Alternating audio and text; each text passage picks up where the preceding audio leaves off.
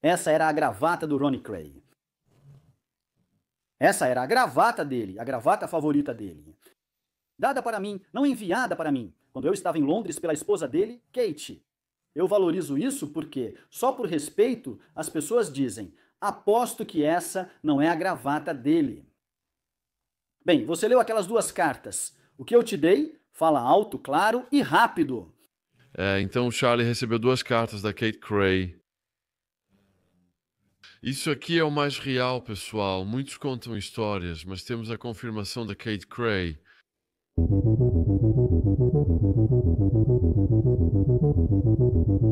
Muito obrigado a vocês, os espectadores, por nos ajudarem a chegar a mais de 1 milhão de inscritos. Se você ainda não se inscreveu, por favor, clique no botão de inscrever-se. Isso nos ajuda a trazer grandes convidados e continuar fazendo esse conteúdo impactante. Pronto, Charlie.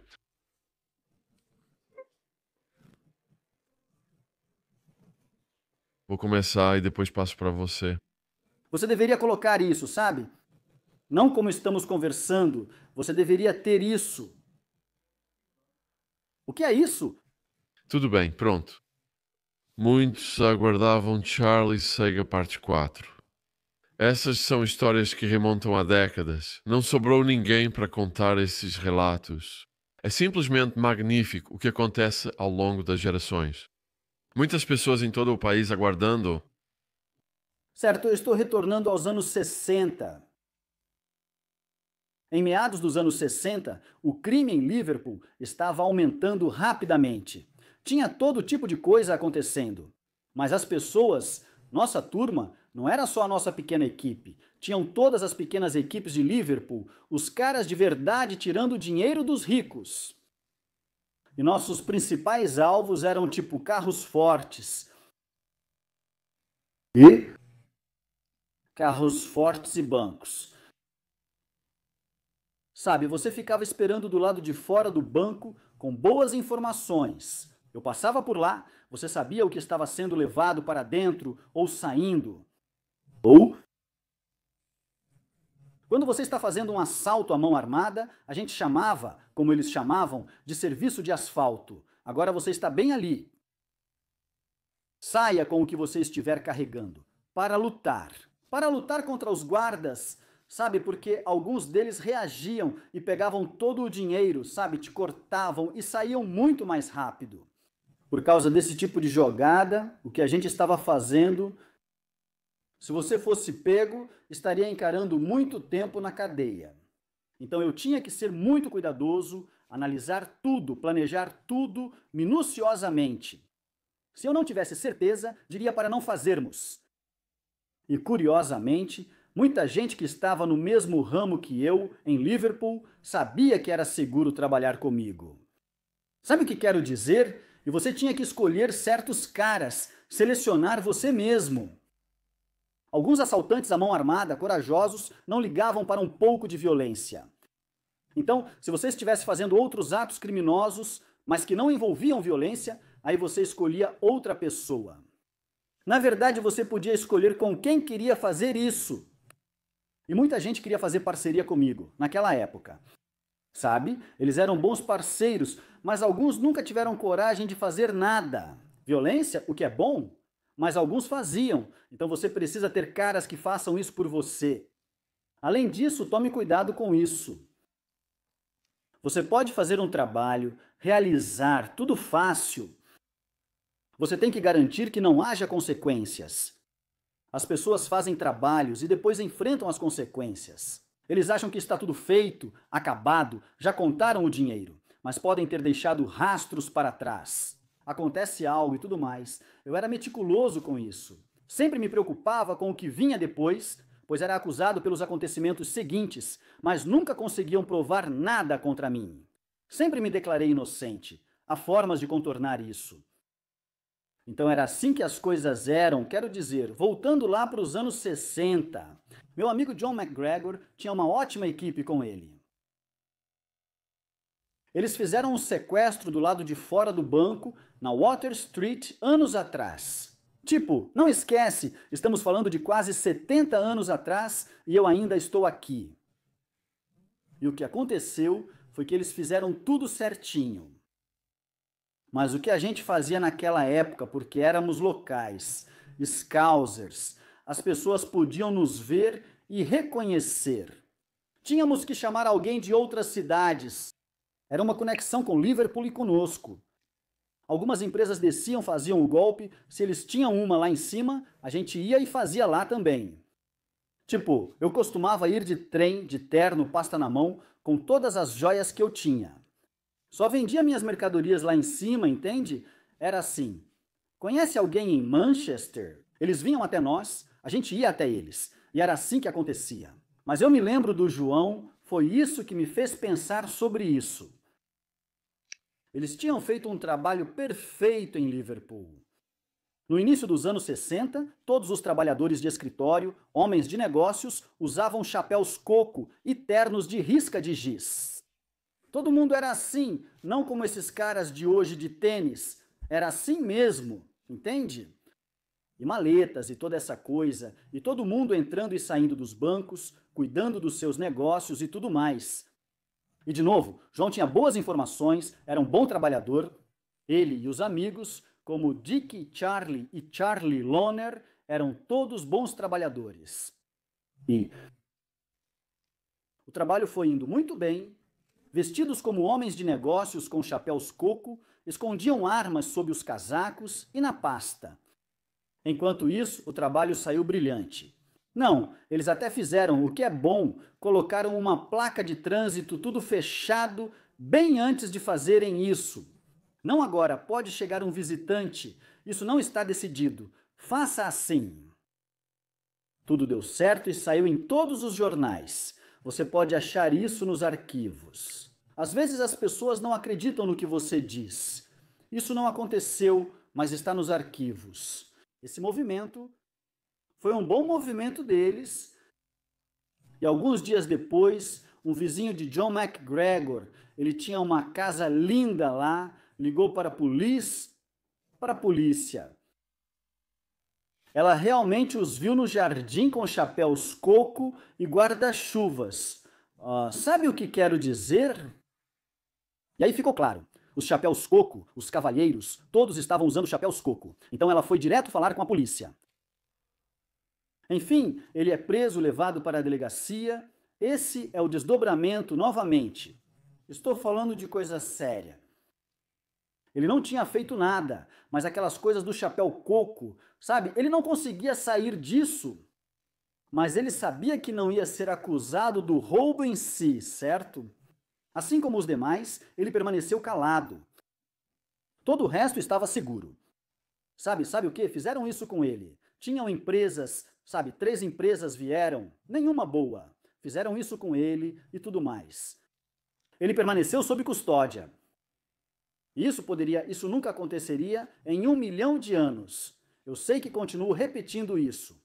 Mas ele está indo e voltando do tribunal, e ele vai ao tribunal. Esse dia volta. Não vou dizer um nome aqui. Ele está andando de um lado para o outro em uma cela durante a noite. E ele decide que foi informado pelo seu advogado como QC. Há uma saída para isso, João.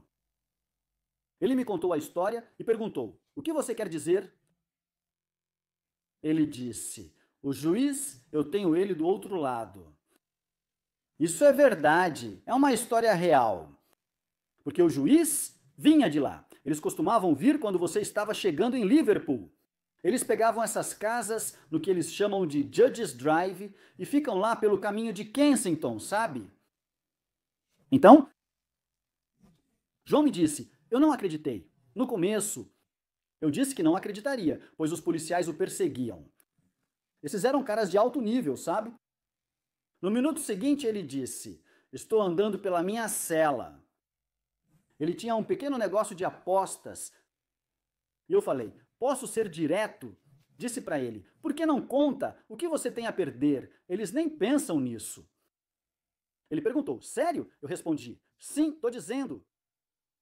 Eu estava na cela com ele por outra acusação. Ele perguntou, Charlie, você acha mesmo? Eu falei, sim, você tem, juro por Deus. Ele já conheceu o juiz.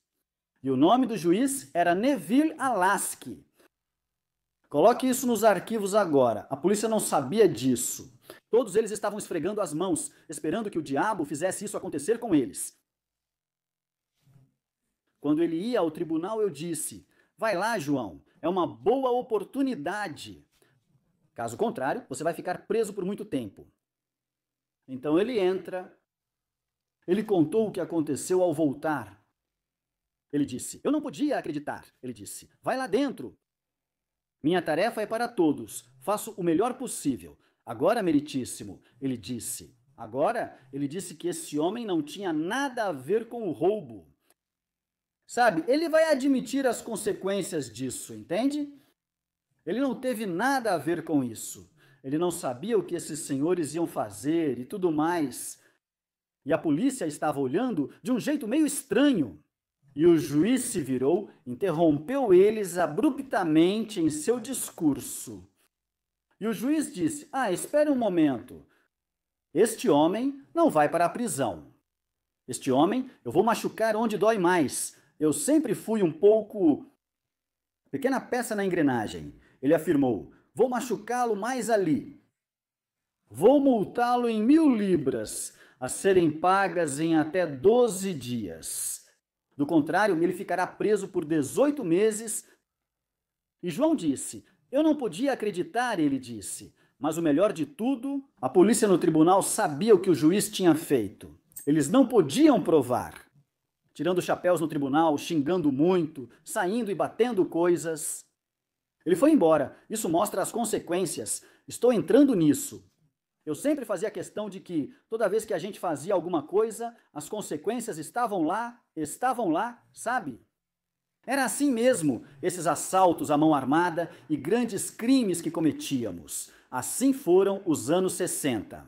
Então, o que foi legalizado naquela época foi o jogo. O jogo se tornou legal. Na Inglaterra. Agora, quando eu digo legal, antes era legal. As pessoas faziam umas apostas pequenas, não tinham casas de apostas. E você ia, até os apostadores.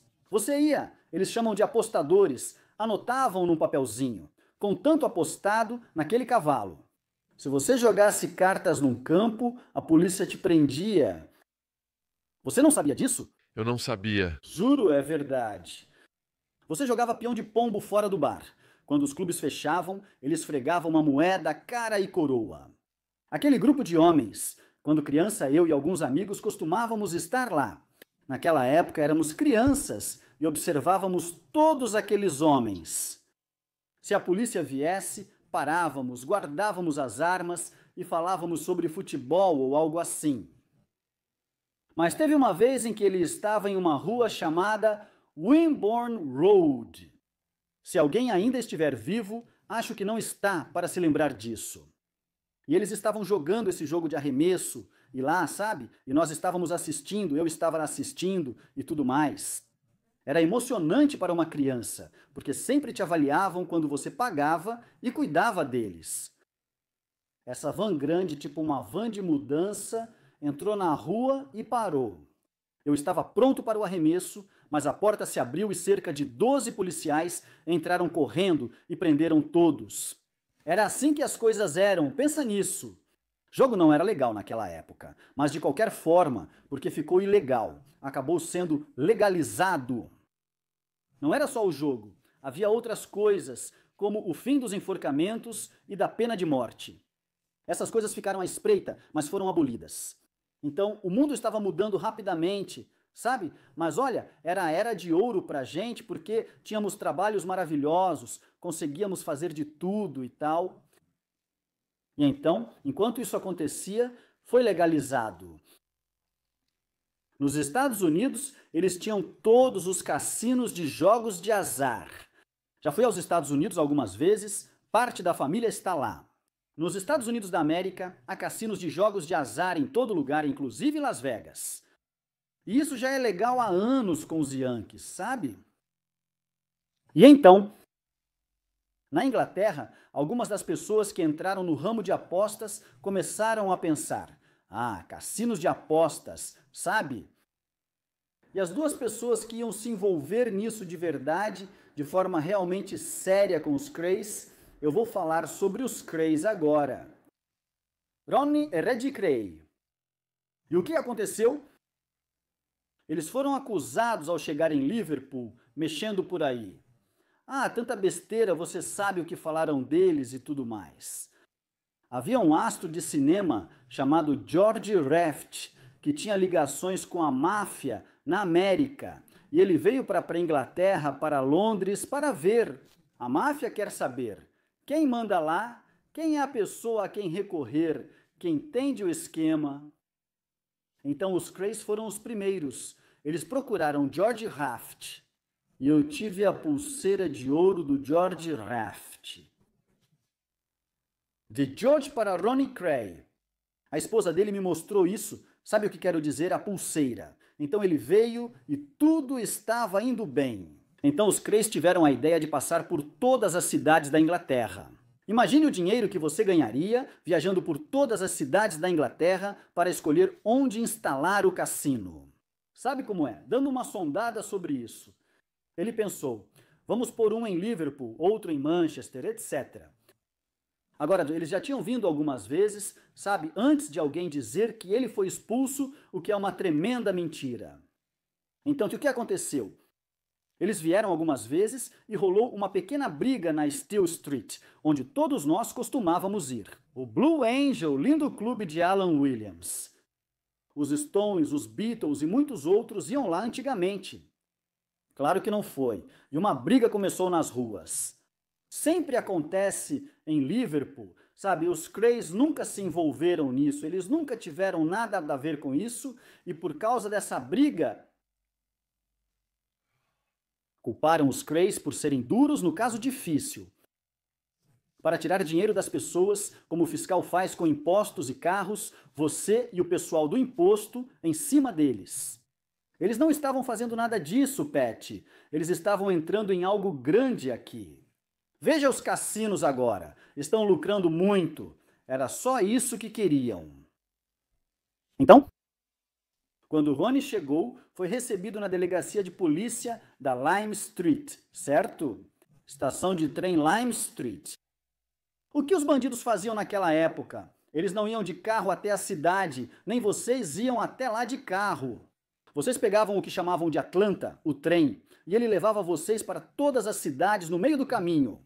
Todo o trem ia para lá. Vocês podiam se encontrar na estação, fazer o que precisavam e voltar ao trem depois. Impede que as pessoas te sigam e afins. Assim acontecia. Eles chegavam à estação Liverpool Lime Street e desciam naquele dia. Eu dei a resposta com eles. Meus amigos e eu sempre nos vestíamos bem, os Krays também eram sempre elegantes. Realmente quase inacreditável. Todos fazíamos isso. Então, meus amigos, não vou falar de mim, tem gente que ainda tem filhos de gangueiros e tudo mais. Não quero prejudicar a família deles. Então eles desceram até a delegacia e foram recebidos por amigos meus.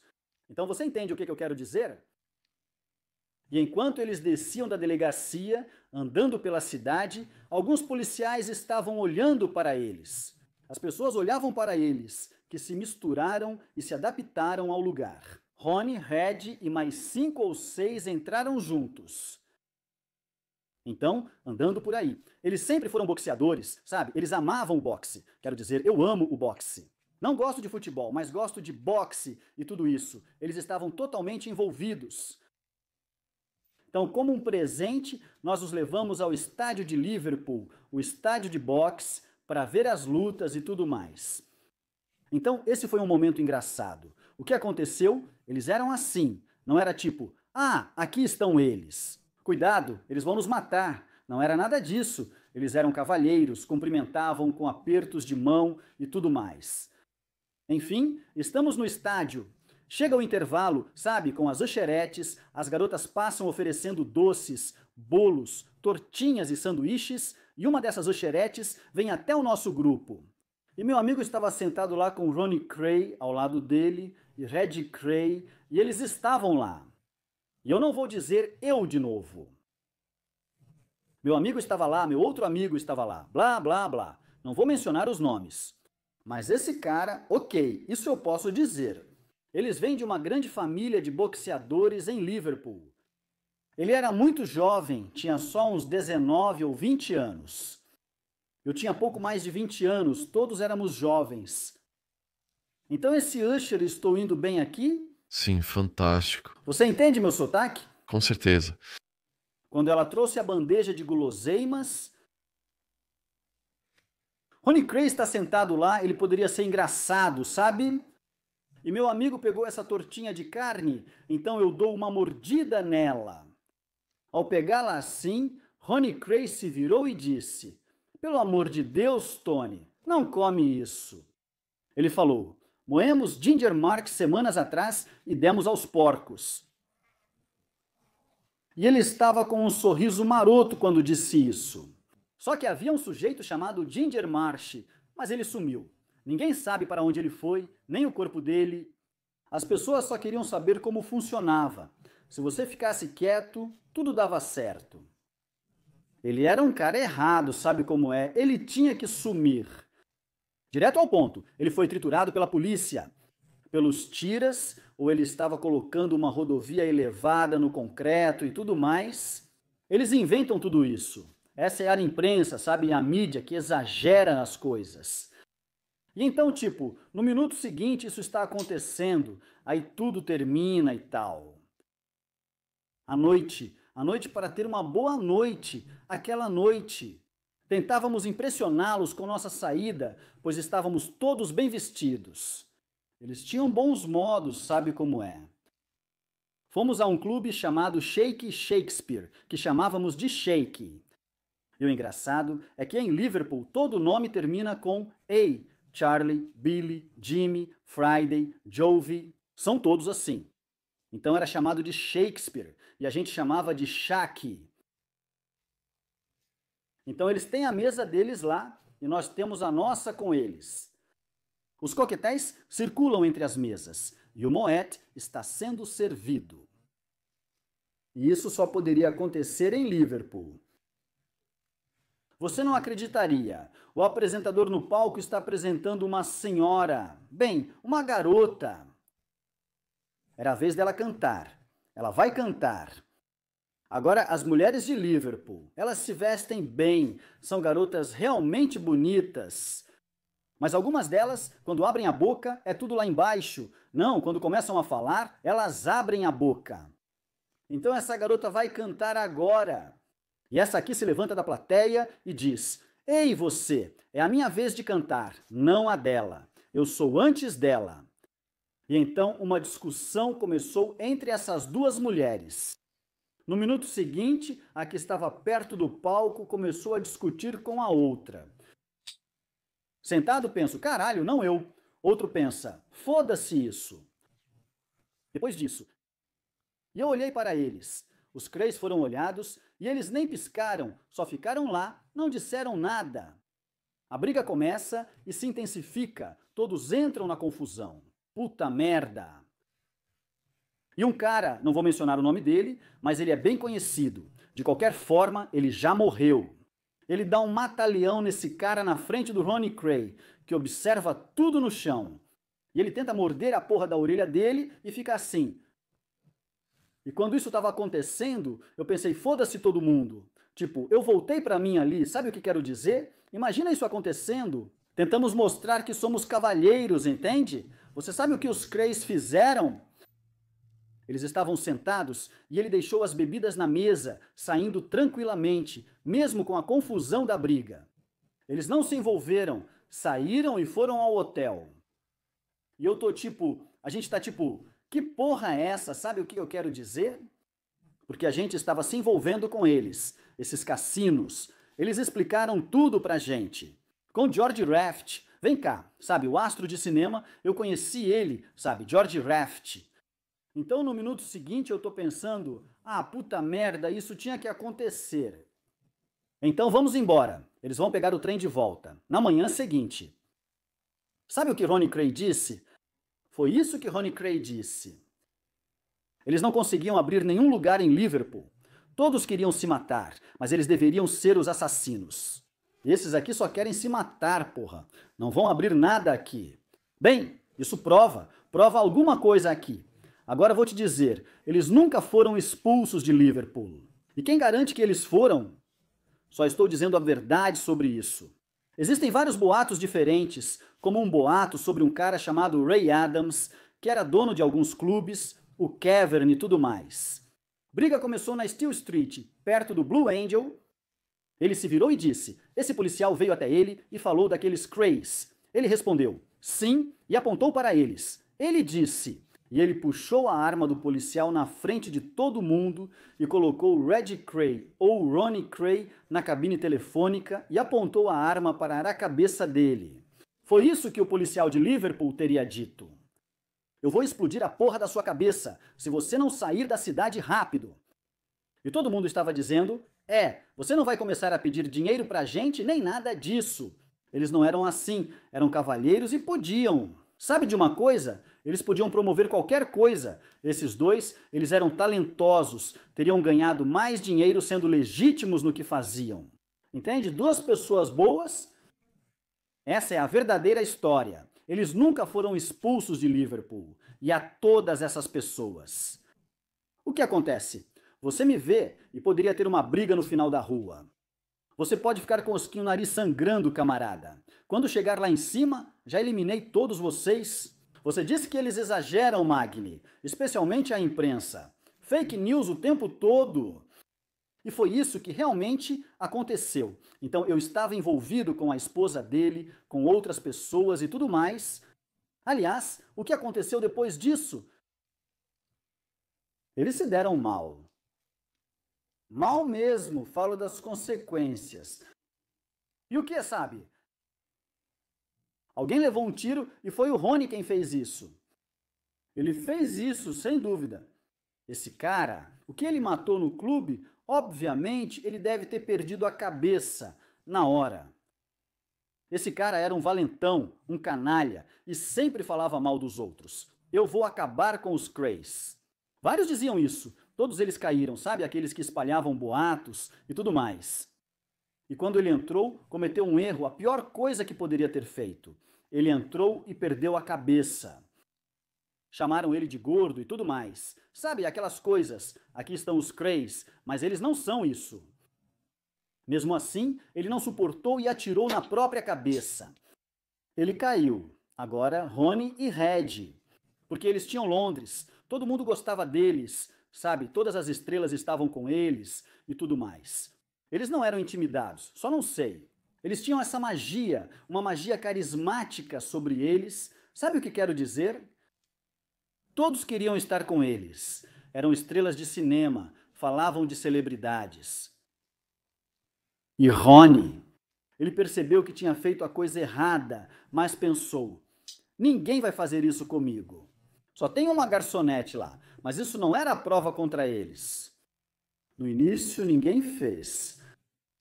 Então, silêncio, entende? Era nisso que ele apostava. Imagine, você está com pessoas bebendo, se divertindo, mas no fim elas se mostram verdadeiros filhos da puta. Essa era a firma dele. Eles diziam que tinham uma firma. Cada um deles foi contra os Crays e deu depoimento no Tribunal da Coroa para salvar a própria pele. Foi isso que eles fizeram com aqueles caras, 2 caras. E um deles, dizendo quer dizer, tem um cara que estava em Londres. Nunca ouvi falar desse cara chamado Norman Scouser. Já ouviu falar? Não. O Norman Scouser, ele diz que ele foi até a casa dos Cray com seus colegas, com seus amigos e tudo mais, para resolver as coisas com eles. Bateu na porta e os Crays disseram, entre, vamos preparar um chá para você. Tudo resolvido. Ele se curvou, os Crays também. Norman Scouser. Nunca ouvi falar e ele mora em Londres. Quem sai de Liverpool naquela época, fugindo ou por não se adaptar à cidade. Sabe o que eu quero dizer? E esse cara se espalhou naquela sala. E eles estão em podcasts, esses caras aparecem em podcasts como o seu. Eles estão ouvindo toda essa porcaria e estão caindo nessa. E eles tinham suas coisinhas também. Sabe o que quero dizer? É besteira. O que aconteceu com Ronnie e Red? Sabe, eles foram ao tribunal. Ficaram lá, não admitiram nada. Eu nunca admiti nada na minha vida. Ficaram lá e cada um deles foi pelo caminho errado, menos um cara. Esse cara quis ficar com eles até o fim e ele pegou 10 anos. Sabe o que eu quero dizer? E ele ficou de boca fechada. Ele pegou 10 anos. E aí, quando ele saiu da cadeia, eles o julgaram de novo por outra acusação de assassinato. Mas ele foi descoberto porque Mas Ronnie e Red pegaram 30 anos. Isso mesmo, você tem que cumprir 30 anos. Não, isso de matar 30 anos, pensa nisso. 2 jovens chegando lá. Eles nunca jamais machucaram uma criança, uma mulher, um idoso ou qualquer coisa assim. Nunca causaram mal a ninguém. As únicas pessoas que eles feriram ou atiraram, que morreriam ou seriam mortas, estariam mortas. Mas pessoas horríveis. Todos os canalhas que eram valentões, agressores de mulheres e tudo mais, certo? Eles foram eliminados com razão. Mas aqueles 2 homens, os 2 irmãos, eram muito próximos e a mãe deles era adorável. A mãe deles, Violet Cray, era adorável e esposa de Cray. A esposa do Cray, todos eram adoráveis. Eles cuidavam da mãe. Sabe de uma coisa? Eles nunca foram para um hotel luxuoso, nunca andaram por aí em carros chamativos, mas estavam de terno e todos pareciam o papel, sem necessidade disso. E ele operava a partir da casa da mãe e garantia que ela estava bem e que as famílias estavam bem, tratava ela com respeito. A mãe era uma mulher maravilhosa. Entre o que você quer e tudo mais. E eles moravam com a mãe. Morei anos com minha mãe porque era ótimo, sabe? Depois precisei começar a comprar casas e tudo mais. Tipo, eu fui embora, mas eles eram assim, eram boas pessoas aos meus olhos. As pessoas podem olhar para isso e dizer, não, eles não eram. Eu sabia, eu conhecia eles, eu conhecia a Kate, eu conhecia todo mundo. Sabe o que eu quero dizer? Eles acabaram presos por 30 anos. Isso foi tão triste. Sabe, a esposa do Ronnie ia visitá-lo e tudo mais. Red, você sabe que eles a separaram em 2. Gêmeas, entende? Isso também é ruim. Pegando prisão perpétua, você sabe o que são 30 anos que você pode pegar um pedófilo que vai estuprar uma garotinha e sair em 5 anos? Alguém vai espancar um idoso ou algo assim. Eles saem rapidinho. Só porque eles acabaram com alguém. E ele disse, eles são uns desgraçados.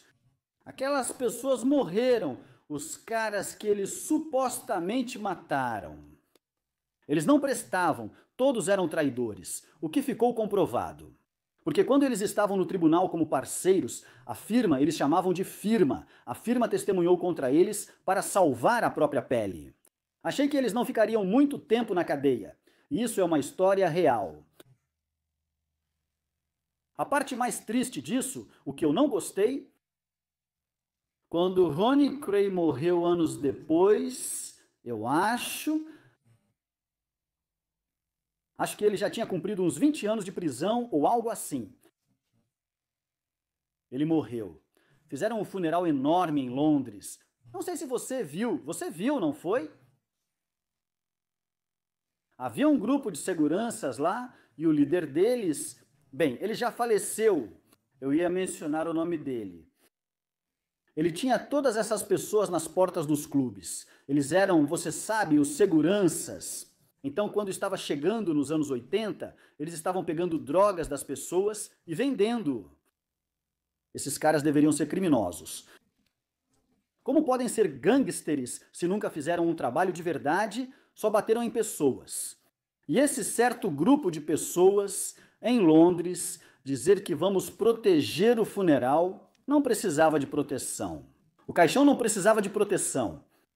Não havia necessidade disso, mas todos eles queriam estar envolvidos ali. Vamos velar o corpo e passamos algumas noites, sabe? Você sabe o que eles fizeram? Bem, eles não fizeram. Ainda bem, nunca fizeram. Sabe quando aquele homem estava no caixão? Ronnie Cray morto? Claro! Todos esses seguranças eram ligados a drogas. Iam colocar cocaína na testa dele para um deles cheirar dali. E eles iam lucrar muito, ganhariam milhares dos jornais com a história. Esses filhos da puta estavam fazendo isso. Isso faz sentido? Cadê o respeito? É nojento, não é?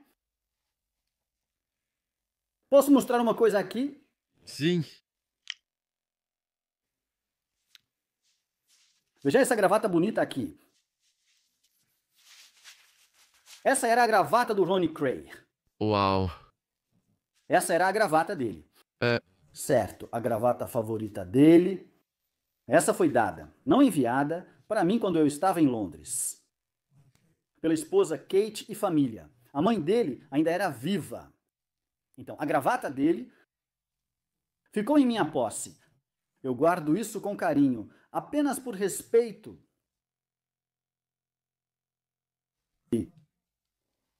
Dizem, aposto que essa não é a gravata dele. Você leu as duas cartas, o que eu te dei? Bem alto e rápido. Então Charlie recebeu 2 cartas da Kate Cray. Sabe, isso aqui é o mais real possível, pessoal. As pessoas podem contar histórias, mas temos a confirmação aqui da Kate Cray. Querido Charlie, segue em anexo uma gravata que quero que você tenha. Esta não é uma gravata comum. Era uma das gravatas do meu falecido marido, Ronnie Cray. Na verdade, era uma das favoritas dele. Ele costumava usá-la em uma das nossas muitas visitas no Hospital Broadmoor. Quero que você fique com ela como um sinal de respeito, não só meu, mas também dos seus muitos amigos em Londres. Mais uma vez, obrigado por tornar minha estadia em Liverpool inesquecível. Que Deus abençoe você, sua amiga Kate Cray. Então você recebeu outra carta da Kate.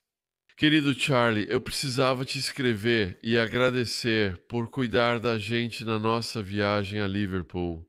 E um grande obrigado por participar da minha próxima série de televisão. Quando o diretor do Canal 5 assistiu ao seu programa, ele decidiu ali mesmo que o seu programa seria exibido primeiro. Ele achou que era uma exibição fascinante e admirou sua honestidade. O programa só arranhou a superfície da sua vida. E depois de ler seu livro brilhante, estou convencido de que sua história daria um filme envolvente. Obviamente, antes de conhecê-lo, já tinha ouvido seu nome muitas vezes e escutado muitas histórias sobre Charlie Seiga, algumas boas, outras nem tanto. Mas todos concordavam em uma coisa, que você é um homem justo. Só vou falar o que vejo e vou encerrar esta carta assim que terminar o seu capítulo no meu livro. Charlie é um homem que fez muitas coisas na vida, sempre por um bom motivo aos seus olhos. Do jeito que vejo, ele não é nenhum anjo, mas também não é nenhum diabo. Vamos deixar assim. Uma coisa é certa, ele é um cavalheiro. Recentemente tive que ir a Liverpool e Charlie e seus amigos me encontraram.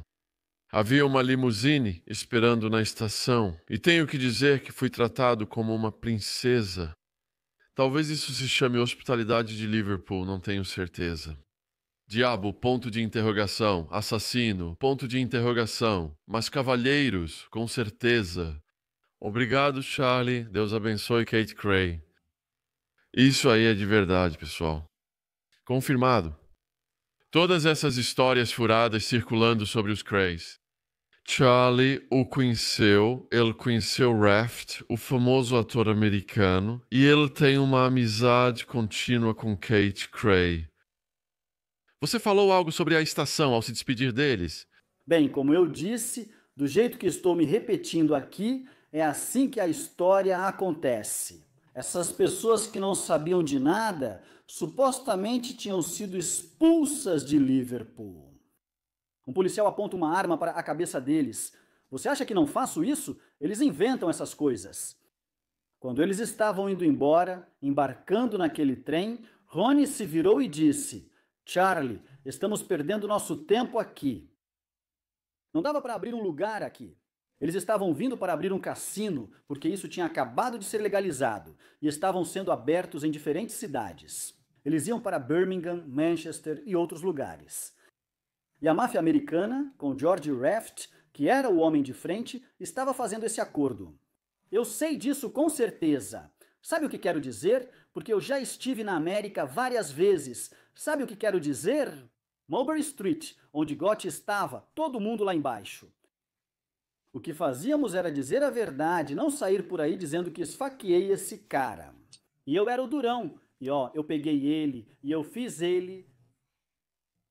Sabe o que quero dizer? Então esse foi o meu tempo com os Krays. Mas eu não falei sobre o funeral. Falei? Você fez o funeral e conhecia George Raft? Você só comentou por alto? Bem, ele já morreu, George Raft. Foi como se fosse ouro. Quero dizer, ela ainda está viva, Chris.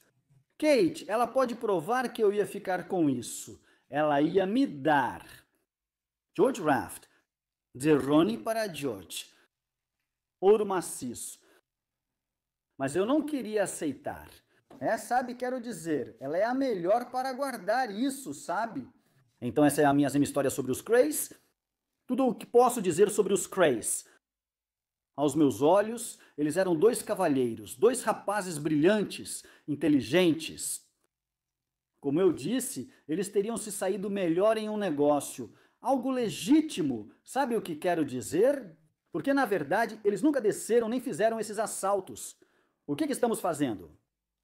Eles simplesmente se colocaram, sabe? Eles eram boxeadores, abriram um pequeno lugar, começaram com isso e tudo mais.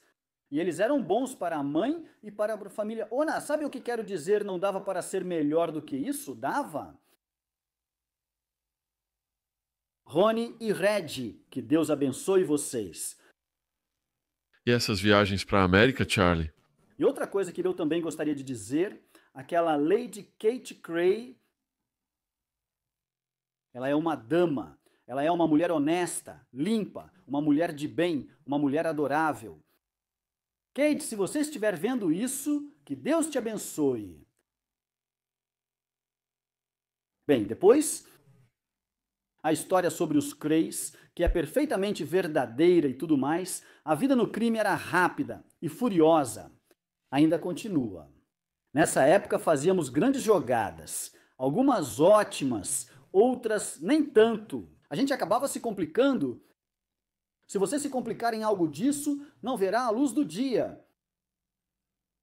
Então, por exemplo, eu me lembro de um dos primeiros bancos que a gente fez, um verdadeiro assalto à mão armada.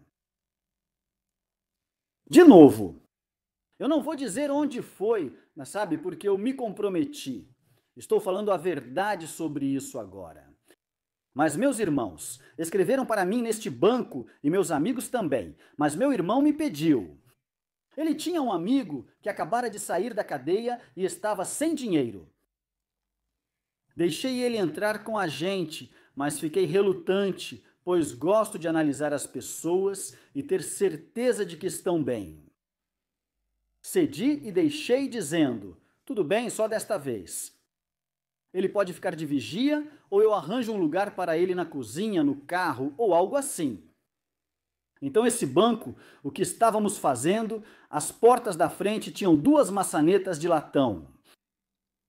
Sabe, a maioria dos bancos age assim. Eles fazem isso porque parece que você não pode entrar, que não é permitido. E foi uma boa informação de novo. A gente sabia que o dinheiro estava no balcão, pronto para ser levado. E um dos meus amigos nisso, posso mencionar o nome dele agora, Mickey Mack, de Highton. A família dele ainda vive, ele era um ótimo garoto. Ele salvou muito. O que houve no banco enquanto fazíamos isso? Então, eu, Mickey e meu irmão entramos. E esse cara se chama Ui Mills. Ele acabou se tornando policial muitos anos depois e o trabalho dele era ficar dentro do banco. E as 2 maçanetas de latão. Tínhamos uma barra de metal para impedir que entrassem ou saíssem rápido. Porque esses trabalhos têm que ser perfeitos e têm que ser rápidos e furiosos. Não tem. Tudo tem que ser feito na pressão, especialmente para mim. Então, de qualquer forma, a gente entra, se organiza, ele entra nesse lugar com a aparência certa. E você vai rir disso, mas um de nós estava com uma bengala branca, aliás. Ele estava decidido porque nos separamos ao entrar e ele já sabia o que fazer. Mickey vai até o fim e pega a porta. Eu entrei com uma arma, era uma espingarda exibida debaixo do meu casaco. Tivemos um show principalmente porque não tínhamos uma espingarda na época. Naqueles dias, você nem olhava para o rosto. Se um grupo de homens corresse até você, podia derrubar todos nas pernas com aquilo. A espingarda era só para gangsters e ladrões, entende? Por isso, eu a carregava no casaco e a puxei dali. Voltem todo mundo aí para trás. E como eu disse, algumas situações são ótimas e outras são assustadoras. É assassinato, é uma coisa horrível. Então, tudo estava pronto para começar, Mickey estava pronto para pular. Voltei para a loja no negócio e os funcionários estavam lá. Falei, vou ficar aqui, nada vai acontecer com vocês. Nós não estamos atrás do seu dinheiro, não do jeito que fazemos as coisas. Logo depois, a porta se abre atrás de mim, retornando ao local. Eu não percebi, ninguém notou que havia outro cara lá, talvez o gerente. E ele vê o jeito que eu estou e me agarra por trás, me pega pelo pescoço, eu estou com a porra da arma. Engraçado, não estava carregada, sabe? Era só para assustar mesmo. Então ele me tira pelo pescoço e aí tudo ocorreu de forma terrível. Eles criaram coragem e apertaram o botão de alarme. Tudo acontece agora. Eu o derrubei, disse ele. Saia, pois ele tinha uma cruz, falou. Disse, nocauteia ele, tira do caminho. Tive que apostar, ele caiu. O que aconteceu? Mills estava na porta, sumiu. Ele foi embora. Alguém entrou correndo? Agora, se sairmos, é assassinato. Tem gente chegando, todos gritando e tal. A gente tem que passar por essa multidão. Era um lugar afastado de Liverpool, mas não muito longe. A gente vai empurrando, sabe, e tudo mais. E a gente tinha o carro estacionado. Tinha tipo uma subidinha assim. A gente deixou ele estacionado do outro lado. Era isso. Você não deixa o carro do lado de fora, nos fundos, de dia e tudo. Mas deixamos lá. Então, quando a gente saiu, o Milce já tinha ido. Entrou no carro, porra, sabe? O coração já começa a disparar. Os tiras podiam chegar a qualquer hora. Já íamos abandonar, largar o carro e cada um pegar um ônibus. E aí o que aconteceu? Passa esse restinho de bebida. Desculpa, hoje estou com uma tosse ruim por causa dessa bebida. E a gente entra no carro. Não sabíamos para onde o outro foi, se escondeu nos arbustos ou algo assim. Então só corremos dali. E ele sai desse arbusto e começa a correr daquele jeito. E aí o nosso Jimmy disse, garoto, para aí. Eu falei, vai se ferrar. E aí eu pensei, se eles pegarem ele, ele vai fazer isso. Sabe o que eu quero dizer? Ele entregou tudo, rapidinho. Se ele fez isso na porta, imagina quando a polícia pegar ele. Então ele entra. Enquanto vamos embora rápido, ele repete, Charlie, desculpa, perdi a coragem. Eu digo, tudo bem, calma, calma. Agora, a gente teve que sair desse carro e abandonar ele, obviamente, porque os números dizem, bem, sabíamos que havia outro motorzinho no caminho. Nosso Jimmy e Mickey Mac estavam entrando nele com o dinheiro, indo embora em segurança. Eu ia pelo outro caminho pegar um ônibus, como sempre acreditei nisso. Eu e ele, o garotinho chamado Wee Wee Mills.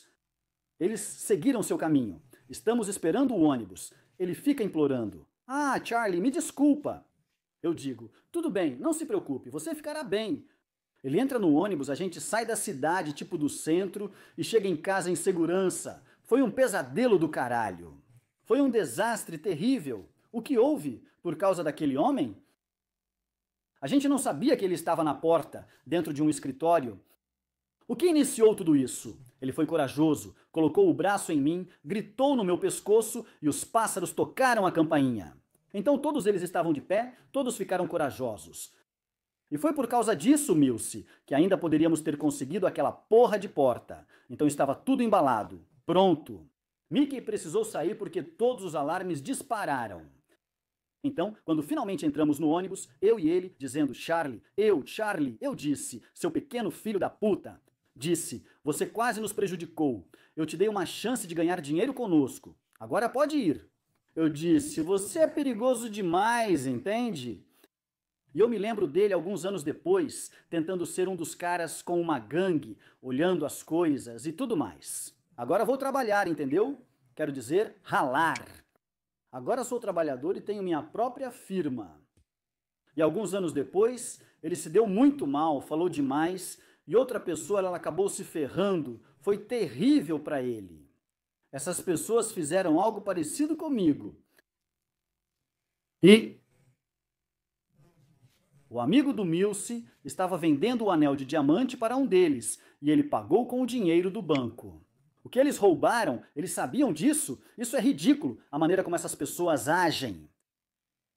Ele pega um garoto inexperiente, sem problemas na vida, chamado Harrison, mas não direi seu primeiro nome. Ele vendeu um anel para outro cara, que era o ladrão, e ficou com ele. O assaltante de banco comprou o anel desse sujeito. Mas ele pegou o Milce, chega perto e explode o outro cara. Você sabia que esse homem pegou 10 anos de prisão? Só um rapaz jovem, 10 anos. E ele também era de Ruiton. Mesmo garoto, sabe o que quero dizer? Mas era assim que a nossa vida estava seguindo. Outras vezes, qualquer coisa que aparecesse, você avaliava direito. Tinha que ter certeza. Eu era perfeito nisso, tinha que garantir.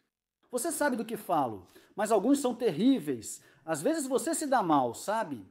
Se houver saída, agarre. Era isso que acontecia. Mas um que a gente fez deu errado. Então eu disse, alguns são terríveis e outros são perfeitos. Lembre do outro que fizemos. Não se esqueça, estamos no fim dos anos 60.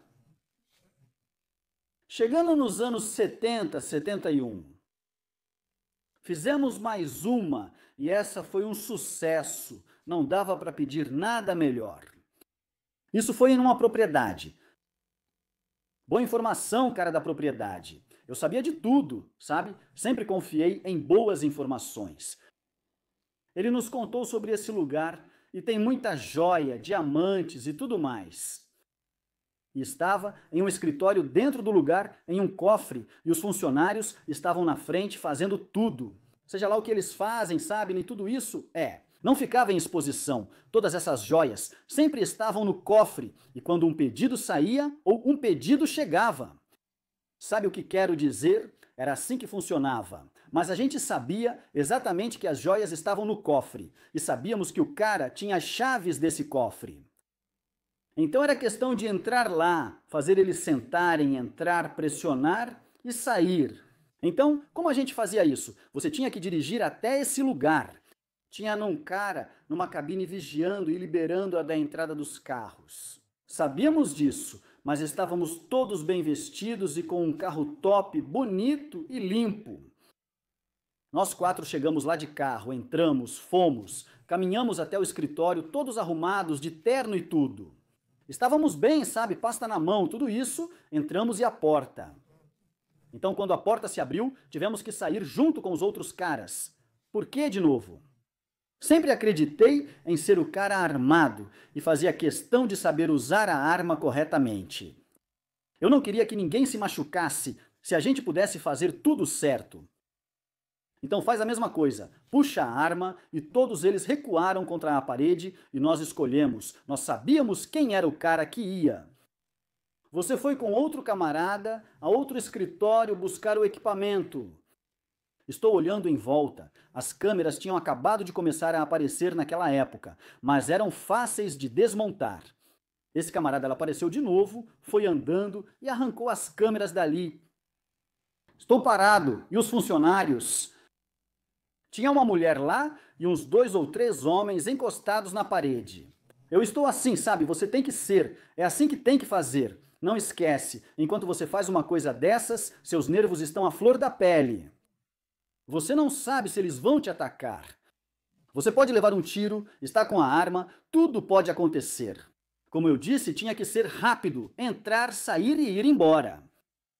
Então eu estou segurando a arma assim.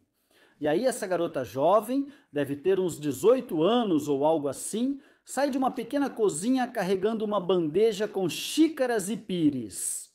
Deve ter sido preparado para a pausa do chá. Ela entrou e ficou parada. Enquanto seguro a arma, ela permanece ali com a bandeja tremendo no silêncio. Imagine isso! Então, enquanto ela está fazendo isso, isso está acontecendo ali. Fez, quem eu sou? Eu disse, amor, coloca a bandeja na mesa. Eu estou com a arma. Senta, está tudo bem. Olha, eu estou tão assustado quanto você, estou com tanto medo quanto você. Nada vai acontecer com você. E porque eu disse isso e mostrei um pouco de empatia pela garota. Por causa disso, ela não teria se machucado.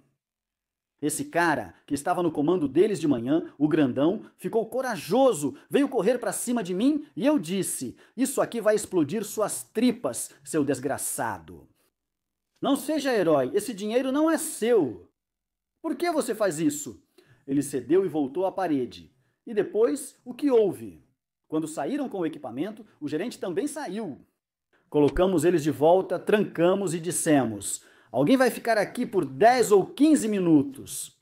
Não tentem sair nem nada disso, mas todos nós saímos completamente limpos, tudo perfeitamente, bem na frente do cara, Como você chamou eles? Coisas com bastão que vêm até você.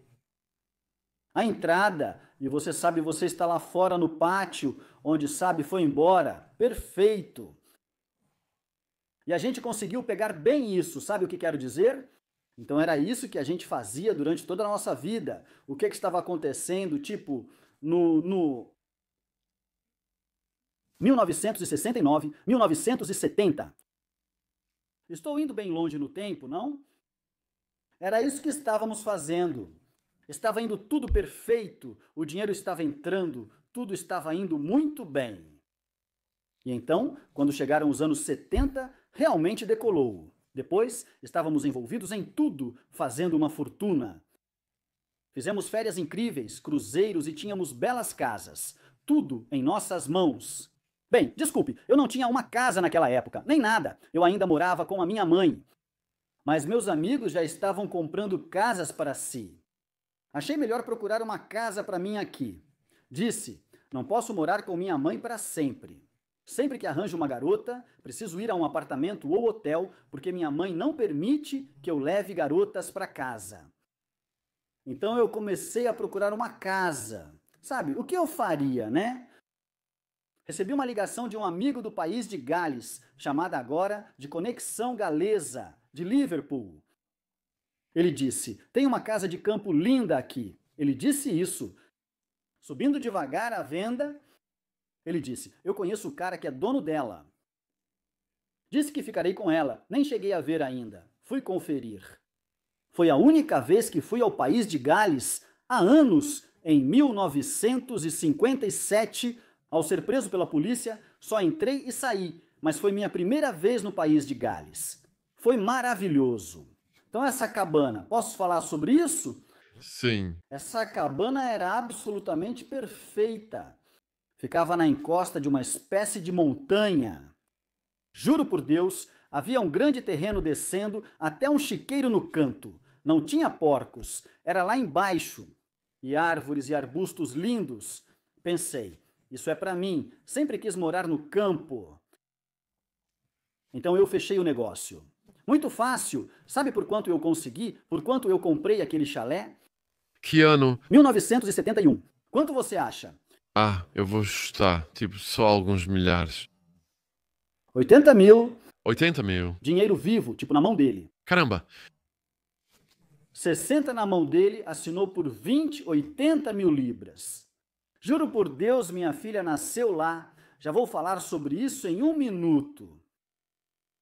Então essa casa de campo era perfeita. Eu tinha um grande forno duplo lá, com aqueles detalhes de latão e uma lareira a lenha ao estilo antigo. Os tetos eram baixos, com vigas de madeira, a porta da frente parecia de estábulo, você abria só uma parte. Era inacreditável, tinha um caminho longo junto.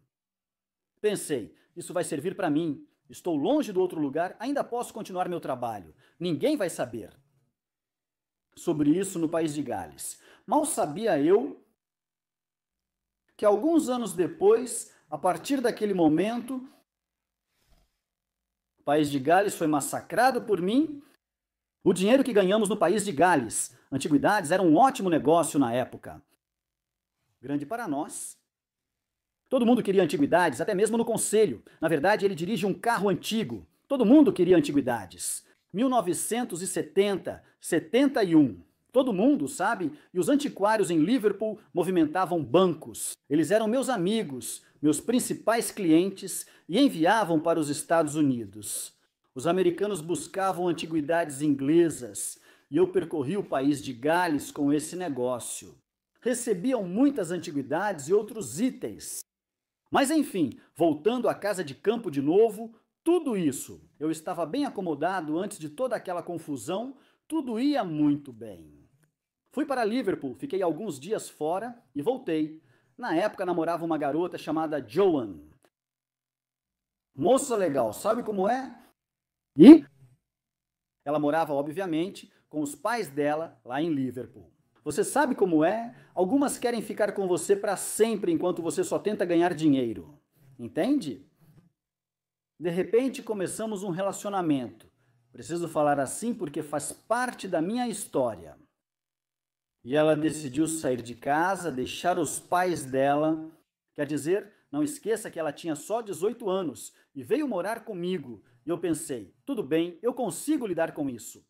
Sabe o que quero dizer? Ela veio pra cá e conseguiu, totalmente limpa. Mulher e tudo mais. Mas ela ficou grávida e eu perdi a coragem. Pensei, não posso aceitar isso. Eu estava com medo. Tenho medo de roubar Assaltar o banco era fácil, mas isso aqui me assustava ainda mais. Enfim, tirando tudo isso, o tempo estava passando e tudo mais, sabe? E um dia eu estou sentado na poltrona confortável e tudo mais, a lareira acesa e tal, tipo... E o carro encosta. Era uma entrada longa, como uma estrada inclinada que descia da montanha até a rua principal. Dava para ver o mar dali. Acho que era o Rio Dei. Lá chamam de mar. De outra janela via montanhas. Foi projetada. Do jeito que eles faziam as coisas naquela época. As paredes eram assim, de tijolo mesmo. Paredes de pedra de verdade. Vigas de carvalho de verdade, sabe? E era quente. Era fresco no inverno. Elas eram feitas assim. Era fresco no inverno e quente no verão e quente no inverno, quando o fogo apagava. Porque as vigas eram assim, e elas ficavam quentes, e o quarto ficava no andar de cima, então o calor subia até lá. Então esse cara para, esse carro para. No minuto seguinte faço o velhinho sai. Eles desgrudam e abrem espaço. Fico pensando, que porra é essa? Não quero que ninguém faça nada. Algo está acontecendo aqui. Talvez queiram ajudar. O carro quebrou. Então, quando eles vieram até a porta, eu disse, sim, posso ajudar vocês? E esse jovem disse, este é meu avô, e ele na verdade nasceu nesta casa. Eu disse, foi? Ele, sim, fui eu. Eu disse, entre, adoro ouvir essas pessoas mais velhas conversando. Talvez as pessoas estejam olhando para isso e dizendo, eu sou um velho falando, mas de qualquer forma, pode entrar. Ele me contou toda a história. Perguntou se eu já tinha visto o gancho na parede do quarto. Respondi que sim. Ele continuou. Ali pendurávamos o porco, pois eles tinham um para o Natal para dividir com o pessoal da vila. E, ele disse, me contando tudo sobre isso, por que eles fizeram as paredes daquele jeito? Eles usavam qualquer pedaço de vidro e pedra, faziam tipo uma parede. Como é que chama isso para evitar que o carvão entrasse? Ele me contou todas as histórias sobre isso. Havia uma enorme viga atravessando a principal, com várias pequenas vigas saindo dela.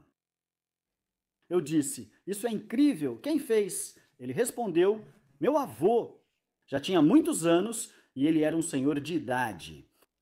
Eu gostava de ouvir tudo isso. Sabe de uma coisa? A viga era o mastro de um navio, porque os barcos à vela, os navios à vela, costumavam chegar e desmontar o mastro. E as pessoas que estavam construindo a Copacabana esperavam até que tirassem o mastro, e então ficavam com o mastro para a viga principal. É bom, não é, quando você pensa nisso? É, Então, de qualquer forma, comecei a planejar lá fora.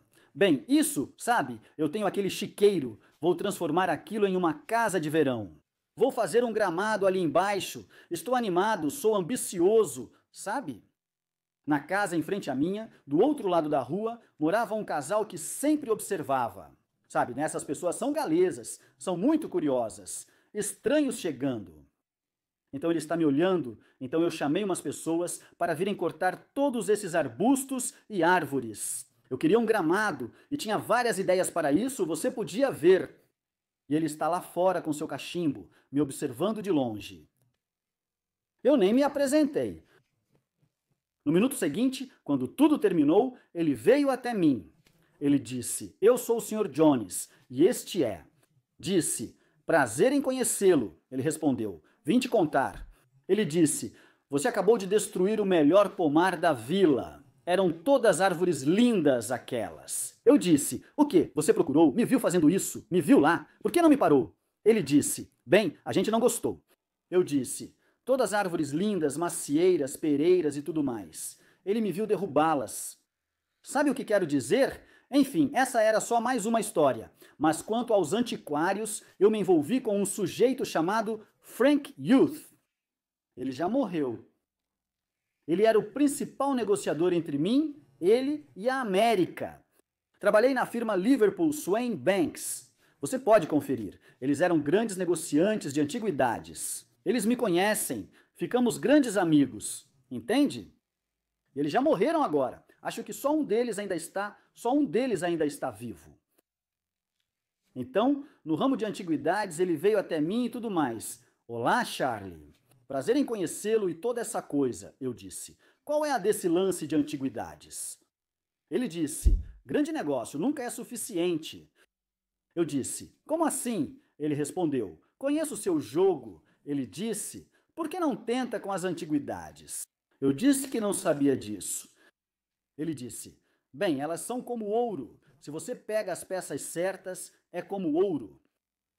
Eu disse: "Me explique melhor." Ele passou a vir para uma refeição e tudo mais. Me mostrou o terreno e tudo mais, ele disse. "Temos uma coisa. O que poderia ser tirado?" Ele disse. "Se você topar," eu disse que qualquer coisa para ganhar uns trocados, eu agarraria qualquer oportunidade.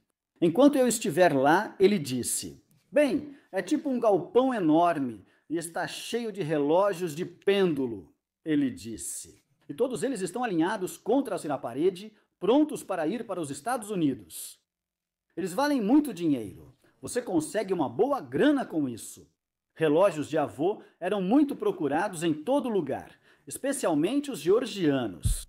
Desculpa, naqueles finos, sabe, eram os mais finos, com o mecanismo e tudo dentro. Nunca me interessei por eles. Só peguei um relógio de avô quando roubei a casa daquele fazendeiro anos atrás, quando as coisas estavam difíceis. Do relógio de avô, e o relógio de parede saiu. Sabe, esse foi o único relógio de avô que eu já vi na vida. Mas agora eles eram um grande negócio, além de outras antiguidades. Ele me mostra o lugar e tudo. Moleza, né? Tipo num lugar isolado, cadeado na porta, sem alarmes, nem nada. Mas você precisava de um grande furgão, sabe, para levá-los. Jimmy, nosso grande irmão, estava comigo no banco novamente. Era jogo morto comigo. Nosso Cad faleceu agora, infelizmente. Ele disse: "Nosso Cad, sim, vou tentar desse jeito." Eu, ele e outro amigo dele viemos juntos. Fomos lá avaliar o local. Eu disse: "Vamos pegar amanhã." Acho que era uma segunda-feira ou algo assim. Então eu nunca mexi em um relógio de pêndulo na minha vida. E nenhum de nós tinha feito isso. Mas havia uma corda na frente de todos eles. Eu disse: "Vamos começar por eles." Parecia um caminhão de mudanças, então os relógios entrariam agora.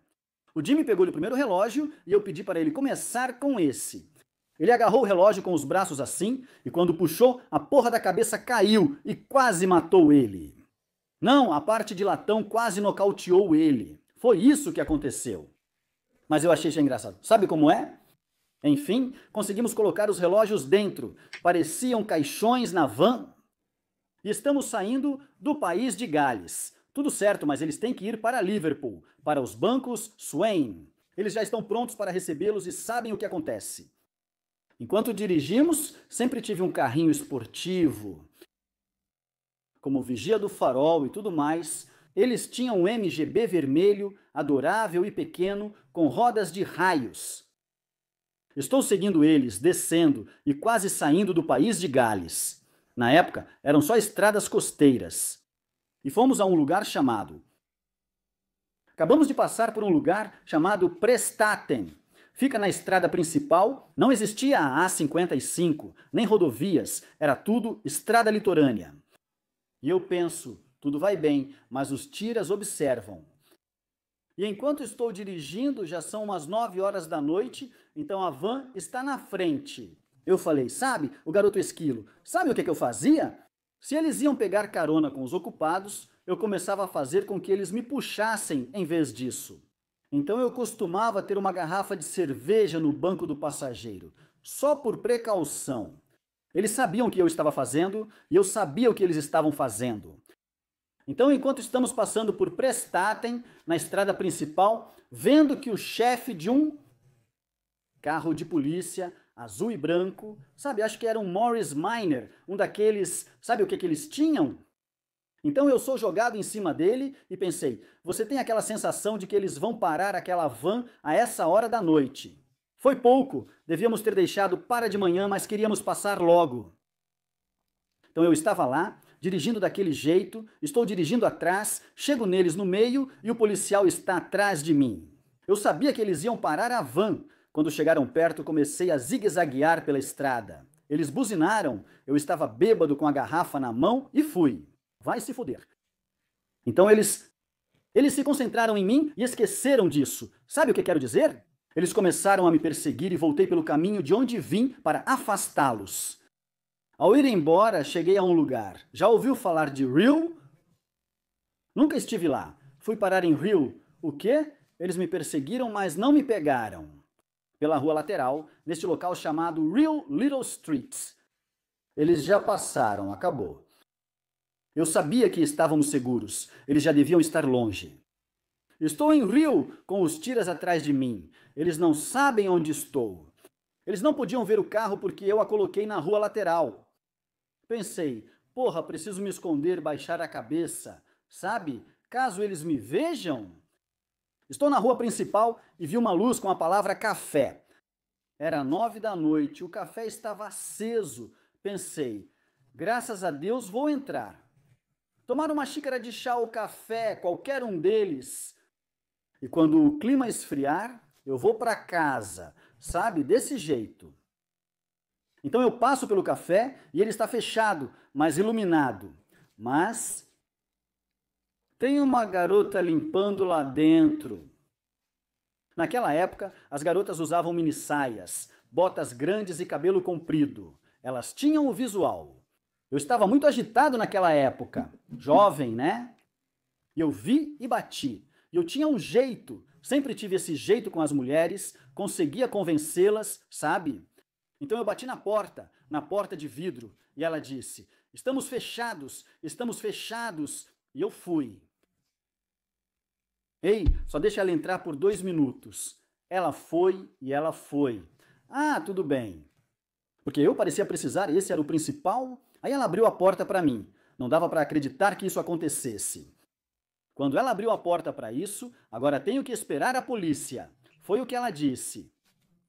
Não pode demorar muito, sabe? Eu disse, tá bom, só traz pra gente um chocolate quente ou o que você tiver aí. Então ela senta na minha frente na mesa e começa a conversar comigo. A gente conversa, é o que os jovens fazem. E ela me disse que morava em Saint-Assif e que era tão miserável, não tem vida noturna lá. Não era assim no país de Gales, do jeito que é em Liverpool. E porque eu era um Scouser, ela ficou toda animada. Todo Scouser fala, né? eu mesmo não paro de falar. Então, no minuto seguinte, já estávamos conversando sem parar. Em 20 minutos, ela largou aquele emprego. Nesse horário, já era bar, 11h30, e ela tinha largado o emprego. Eu sei que agora está tudo seguro. E ela entrou no meu carro comigo e nós dirigimos para sabe-se lá onde. Nem faço ideia de onde estávamos indo. Só pensei em parar, procurar um hotel e entrar. Ou, onde você mora? Ela disse que não queria voltar para casa. Caramba, você não vai acreditar. Estamos dirigindo feito loucos e chegamos a outra vila no país de Gales. Não sei onde ficam. Aliás, não tinha nada no carro que mostrasse para onde ir. Mas ela tinha uma ideia. Falei, agora que estamos aqui, quero ir para Chester. Ah, não, eu ri disso. A gente dirigiu feito louco até chegar num lugar chamado... Vem até mim de novo, não lembro disso. De qualquer forma, eu vou falar de novo se você puder, só tenha paciência comigo. E aí a gente chega nessa vilazinha e agora são mais ou menos 11h30 da noite. O que acontece com o meu carro? Sem gasolina não acabou. E adivinha onde fiquei sem gasolina? Uns 10 metros da delegacia de polícia, aquela com a bola em cima. E lá estou eu. Eu pensei, que porra é essa? Desculpa, eu cometi um erro aqui dizendo isso. Isso foi mais tarde. A gente continua, a gente chega a... Como é o nome do lugar? A gente chega na pousada à noite. Você precisa remover essa parte. Eles me pegam na mesma noite. Sim, você está bem, continue. Eu só estou dizendo isso... Continue. Então, o que aconteceu depois? Conseguimos pousada. Chegamos amanhã. Bem, se eu me livrar disso agora, vou comprar um vestidinho para ela ou algo assim. Nunca fui aproveitador de mulheres, entende? Elas sempre gostaram da minha companhia. Naquela manhã, saindo da pousada, o carro ainda tinha um pouco de bateria. Isso foi depois. A gente saiu para a vilazinha, na rua principal. Então eu olho para ela e falo, caramba, olha ali esse lugar, tem de tudo. Lugar nenhum, nenhum alarme na loja ou qualquer coisa na vitrine. Isso aqui é território virgem, nunca foi feito em lugar nenhum. Uma coisa dessas por lá. E enquanto eu estou andando, eu me deparo com uma joalheria encantadora, sem nada, só com as vitrines.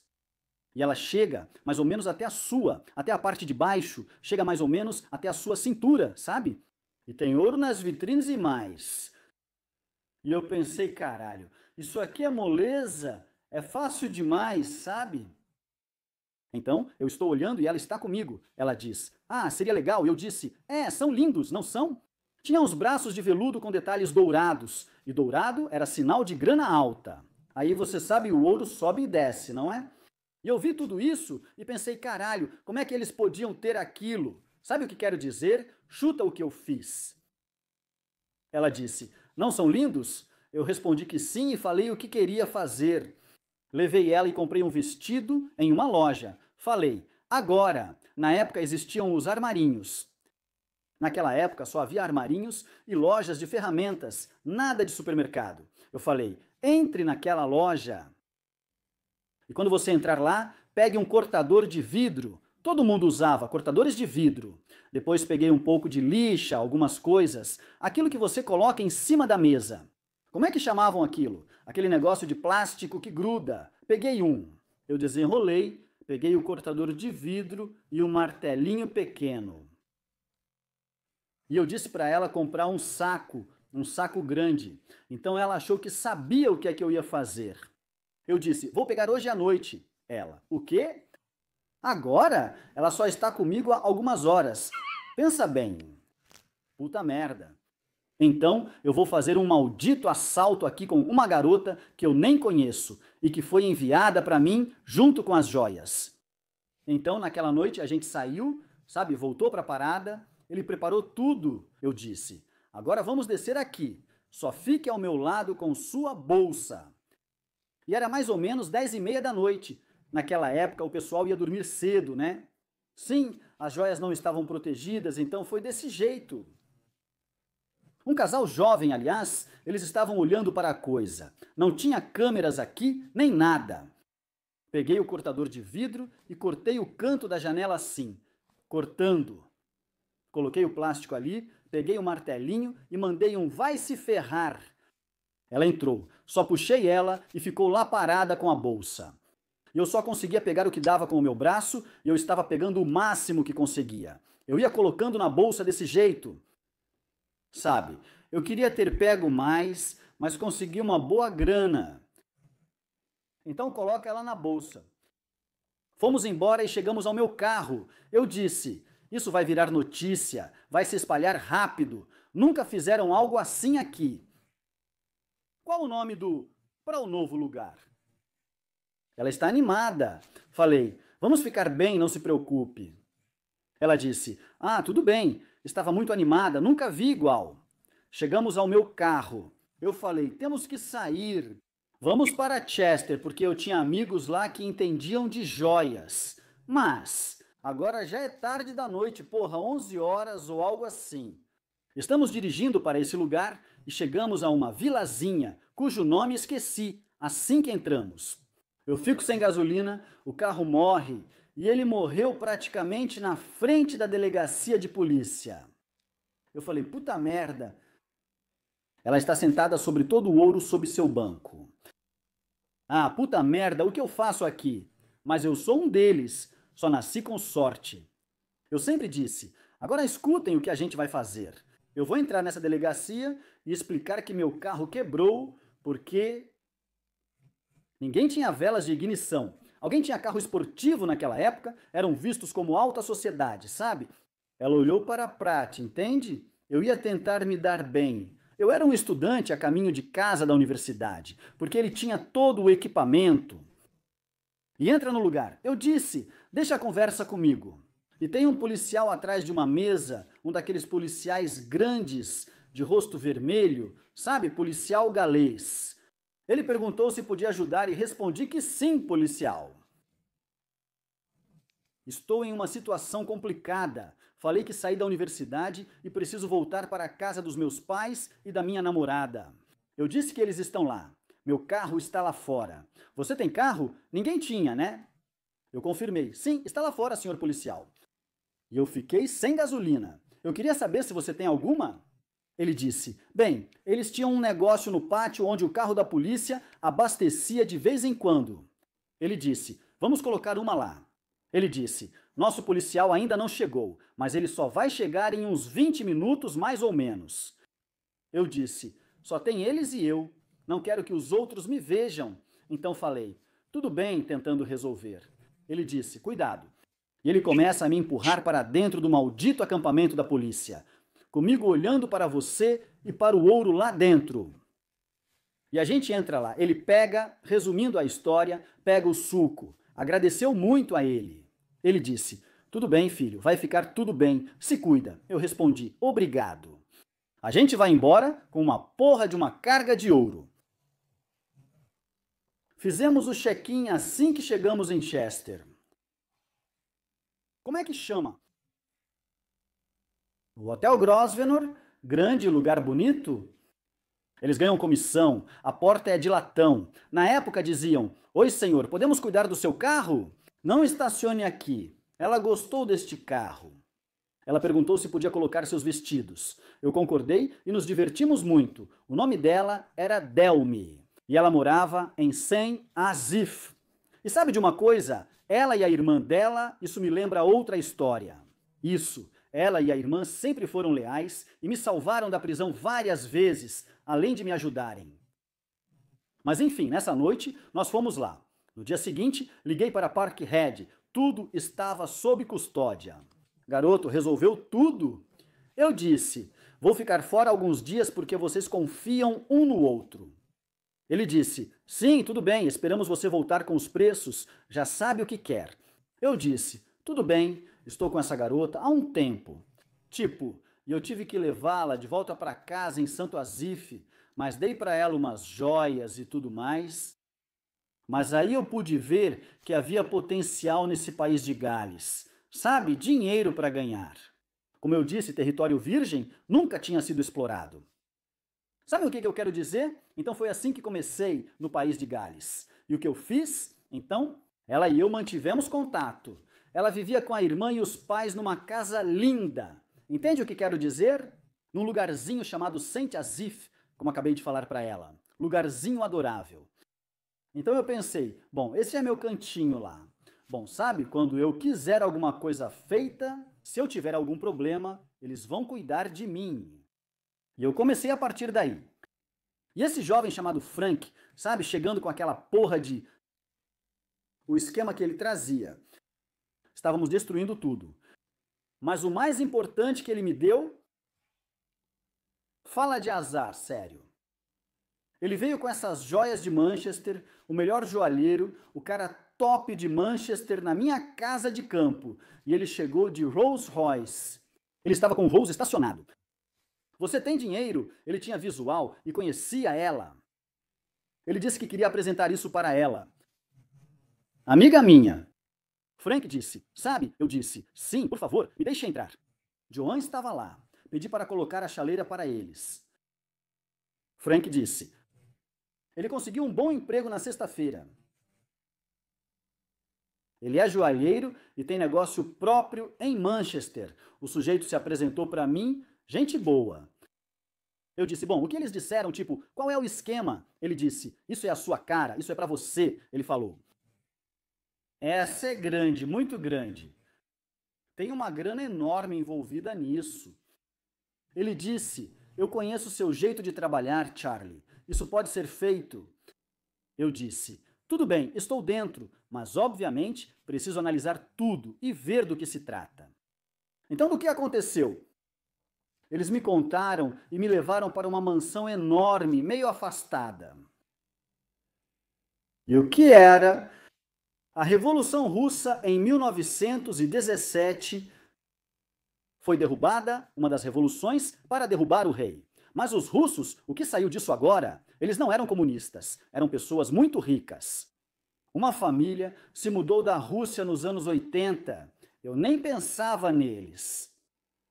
E eles trouxeram todos os bens, o dinheiro, as joias e tudo mais. Eles tinham tudo isso nessa mansãozinha que compraram naqueles dias. Eram tratados como pessoas respeitáveis, pois tinham muito dinheiro. Eu disse lá. Fomos lá e ele falou, você vai entrar na mansão com a gente. Eu disse que não queria ser visto e ia entrar lá. Ele respondeu, isso é moleza. Perguntei, o que é?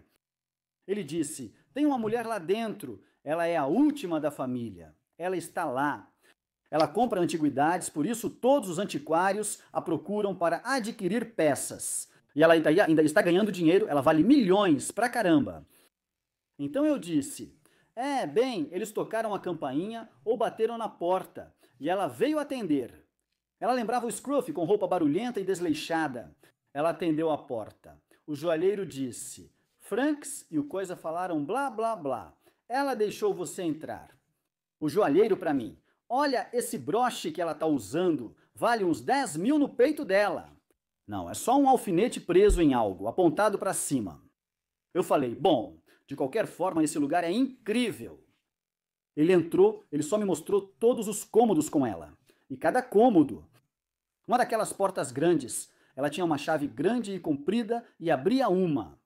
Analisamos todas as artes. Eu entendo bastante disso, incluindo Gainsborough. Me envolvi totalmente falando e tudo, mostrando pra gente todas as pinturas. Lindo. Depois outra, onde ela mostra todos os móveis e tudo mais. Depois, ele nos levou para outra sala, com prata e tudo mais lá dentro. E o negócio é que simplesmente à vontade, ela está à vontade. E havia um pequeno armário mais ou menos daquela altura, um armário fino com portas de vidro, mas havia um cobertor sobre elas por dentro. E enquanto você olhava ao redor, havia um cofre, um pequeno cofre. Eu pensei, caramba, dá para levar isso embora? Se é isso que ele quer? Sabe o que quero dizer? Olhei para ele e o cara falou, não liga para o cofre. Eu disse, mas isso é fácil, pô. Ele disse, não, eu achei que ia arrombar ele. Acabou sendo bem diferente do jeito que eles queriam. Foi bom. Ele disse, o que você tem que fazer é ir ao leilão. nós vamos a um leilão pegar um daqueles carros perua. Eles eram chamados assim anos atrás, com uma grade de teto em cima. Coloque parte de uma cadeira velha sobre outras, chegue dirigindo com o visual certo, tipo um cara das antiguidades. Chegue de carro, bata na porta. Eu poderia te dizer o nome, mas não vou, ela já morreu. Bom, morreu agora, mas isso foi grande. Você bate na porta e ela se abre. Eu lembro como ela era naquela época e ela me vê, entende? Não me preocupo com máscaras, isso vai passar. Como alguém vai te identificar vindo de outra parte do maldito país? E tudo acaba em pouco tempo. Então esse era o plano. E o joalheiro disse para mim: "Ah, isso é verdade, sabe?" Ele disse: "Vê aquele armário, Charlie?" Eu: "Tô vendo." Ele: "Só pega aquilo para mim, não quero mais nada." Eu sei que há milhares ali. Ele disse: "Me traga aquilo e te dou 1 milhão de libras e o Rolls Royce." Eu disse: "O quê?" Não pude acreditar. E todo vilão, sabe, está esperando a grande chance chegar. Eu pensei: esse aqui é o meu dia, caramba, sabe? Eu disse, agora não me sacaneia, cara. Ele disse: "Não, juro por Deus, só pega isso pra mim, não leva, só pega isso pra mim." Não sei como você vai fazer, esse é seu trabalho, só pega isso pra mim. O Rose está ali pra você. Vou te dar 1 milhão de libras, igual nas pegadinhas, tudo em dinheiro vivo na hora. Não tem, sabe, nenhum maldito cheque. Ah, então eu ligo pro meu irmão, discutindo comigo, chamo meu outro camarada também. Quem é que vai ficar com isso? Então ele vai até o leilão, no local do leilão e compra. Tipo uma van, sabe? Joga umas cadeiras pra fora e ela joga elas em cima. Coloca uns cobertores por cima e tudo parece bom. Tipo, e vamos usar na segunda-feira de manhã. Foi no fim de semana. Fizemos tudo isso, mal posso esperar. Segunda de manhã. O outro cara que estava lá, ele está vivo agora, chamado Derek Hunter. Ele está vivo e nunca cumpriu pena de prisão. Cara, que sempre foi bilionário a vida toda. Se deu bem, bom rapaz. Criou uma boa família. Ele está quase vivo. Você entende? Tem quase minha idade. E estamos animados e estamos, nos meus beliches e tudo mais. Deus, isso vai ser incrível. Todo mundo dormindo nos meus beliches, esperando amanhã de segunda-feira chegar. No domingo à noite, Frank aparece com o joalheiro, bate na minha porta. Ah, não, isso foi depois. Sim, ele aparece no domingo à noite. Antes de irmos na segunda de manhã, ele sabia que iríamos na segunda de manhã. Ele veio no domingo com as joias. Com uma cara comprida disse: "Entra", disse ele. "Charlie, o que você fez?" Eu disse: "O que você quer dizer?" Ele perguntou por que fiz isso e respondi: "O que você quer dizer? Alguém invadiu essa porra de lugar?" Eu perguntei o que ele queria dizer e ele respondeu que pegaram o cofre. E eles quebraram janelas ou algo assim e levaram o cofre embora. Ela está em alerta e orientada a vigiar tudo o que possui. Foi péssimo, principalmente por envolver meu nome. Eles me pegaram no corre, neguei e mesmo assim achavam que eu tinha feito. Falei para se foderem, não fiz isso. Eu não sou assim. O joalheiro abaixou a cabeça, não quis falar comigo. Eu disse: "Eu não fiz isso, nem consigo entender isso." As paradas estavam prontas para ir, mostrei para ele o... Pensei que tinha conseguido enganá-los. Foi a coisa mais idiota que ele fez. Frank, porque eu o vi algumas semanas depois e contei para ele o que tinha acontecido em Liverpool. Existiam os chamados ladrões sorrateiros e arrombadores.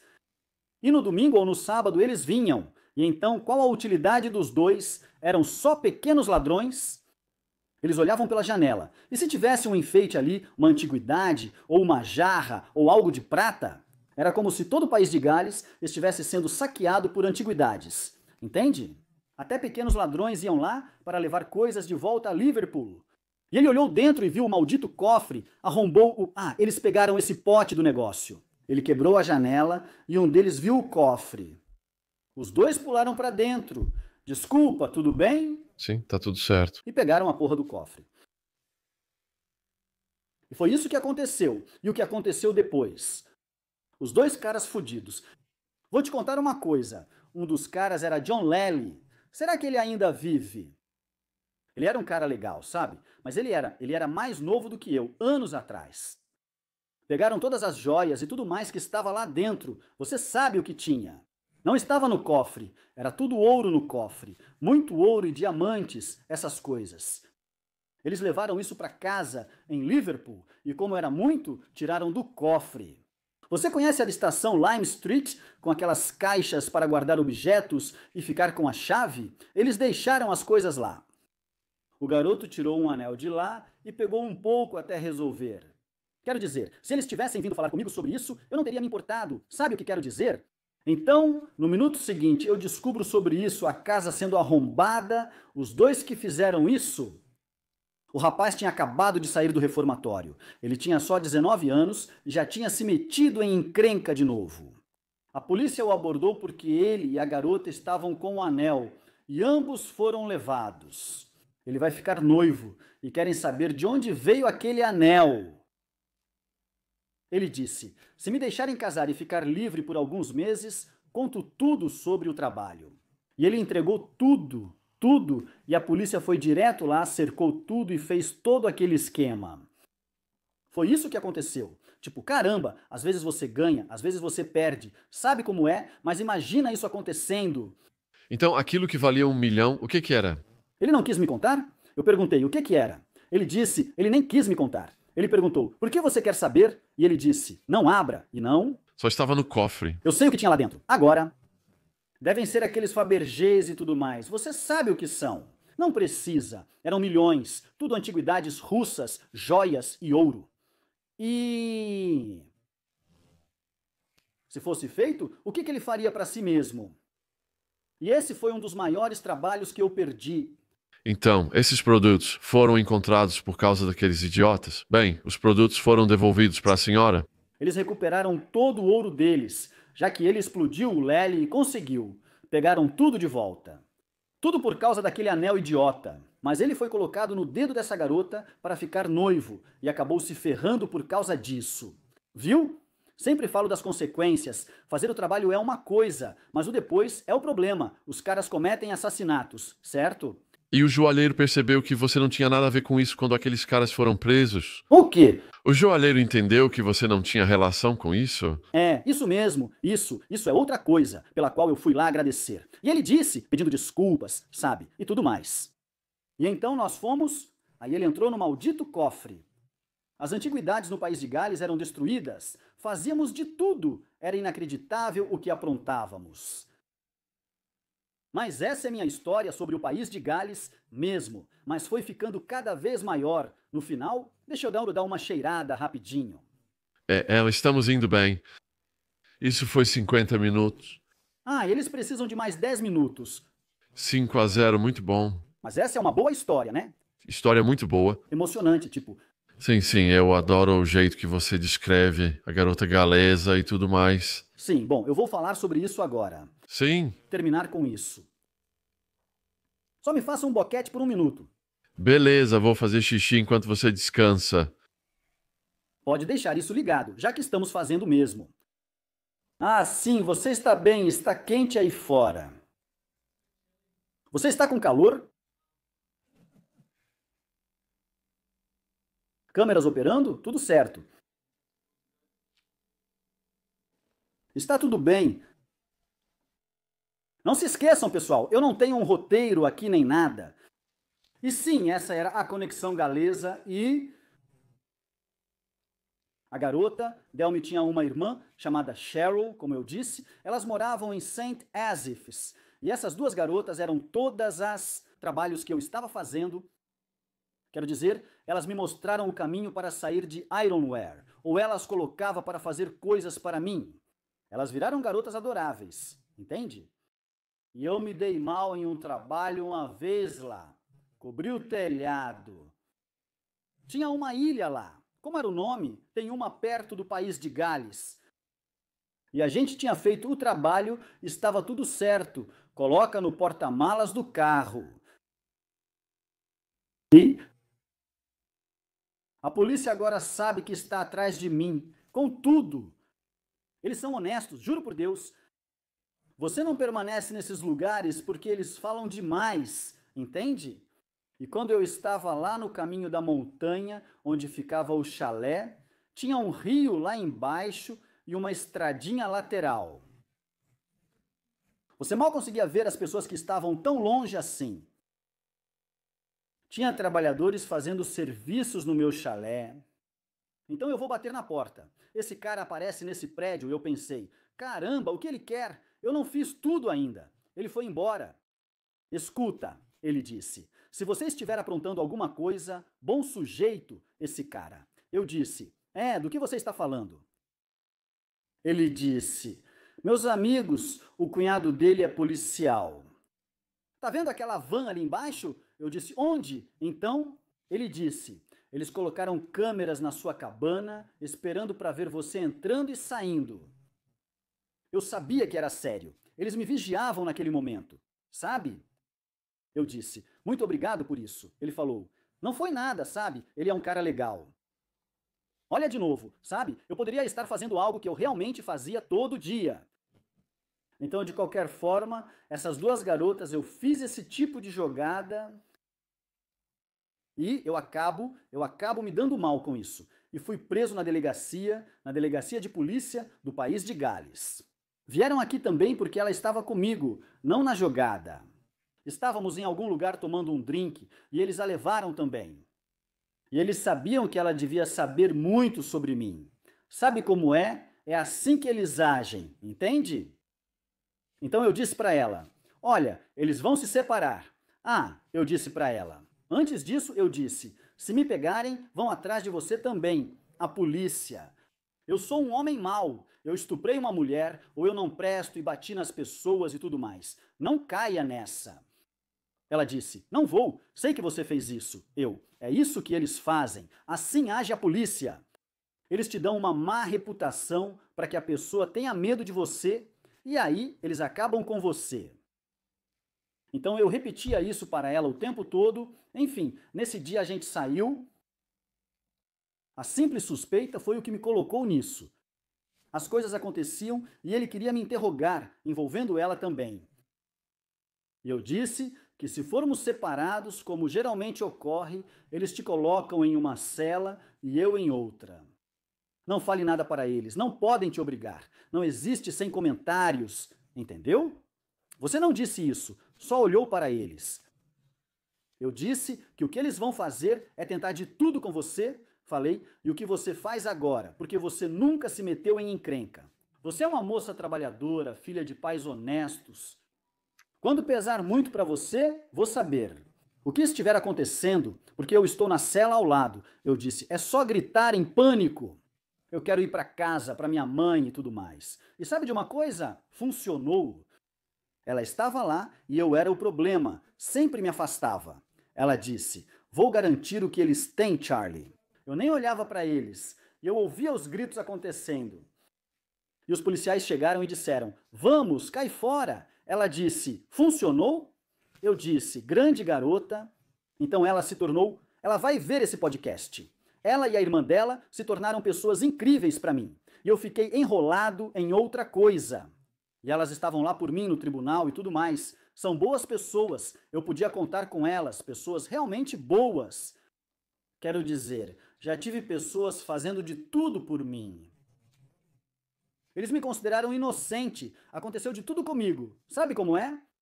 Assim funcionavam as coisas no país de Gales. Mas isso é outra história. Agora sigo em frente por outro motivo. Você quer me perguntar alguma coisa? Percebi que esse tema é recorrente nos seus livros. Quando falou de Will, você logo se livrou dele ao perceber que era fraco e pouco confiável. Você tem uma disciplina muito alta, né? Então, quando está planejando um assalto, é quase como uma precisão militar. Se qualquer coisa der errado, ou se alguém mostrar fraqueza, você para imediatamente, porque sabe que isso vai acabar dando problema. Assim você pode roubar em outro dia com segurança. O Will sai sozinho e é pego. É isso que acontece. É assim que as coisas são. É. O que você acabou de dizer? É. Entendi. Então, deixamos lá em cima, vamos entrar. O próximo que eu faria, e eu ia entrar nos anos 70. Sim. Essa foi a era de ouro novamente para mim. Nessa época, vivi como um rei, com uma casa linda, piscinas e tudo isso. É verdade. Fui lá pro alto. Sabe de uma coisa? Nunca mais cumpri sentença de prisão desde 1966, porra. Fui preso por algumas acusações terríveis, mas sempre fui absolvido. Fique de boca fechada e planeje tudo direitinho. Se eles não têm nada contra você, é só dar risada. Sim, isso está claro no livro. Quem quiser pode assistir, ler ou ouvir os audiolivros. Todos os links, incluindo as partes 1, 2 e 3 do podcast do Charlie, estão na descrição abaixo deste vídeo. Então, por favor, acompanhe toda a série. Estamos prontos para começar? Sim, tudo certo? Você está satisfeito com isso? Sim, muito satisfeito. Gosto dos detalhes e das histórias antigas.